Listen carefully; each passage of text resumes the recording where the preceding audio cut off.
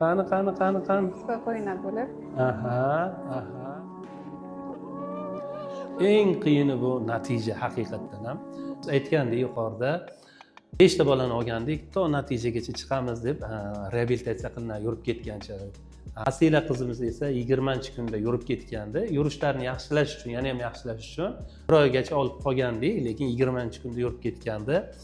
Eng qiyini nimada bo'ldi? Bizda qiyini charchab qolardi bular.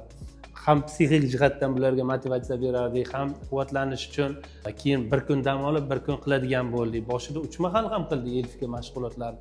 Faqat bularga bitta bergan motivatsiya nima bo'ldi? 5 ta bolamizni bir vaqtda boshlaganimiz. Bitta qizimizda 10 kunda, bittasida 15 kunda, bittasida 20 kunda bo'ldi-ku.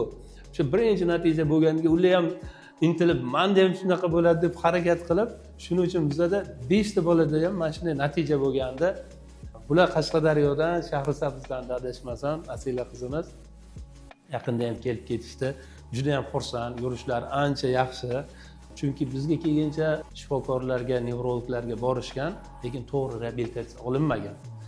Shuni natijasida ota-onani, bolani o'zi ham ruhiyati tushib qolgan. Ko'pchilik bolalarda hammada shunaqa bo'ladi-da.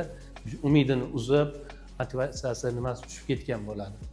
Doimgida aytamiz, to'g'ri joyga va to'g'ri muolaja qilinsa, albatta desa bolalar kirib ketadi.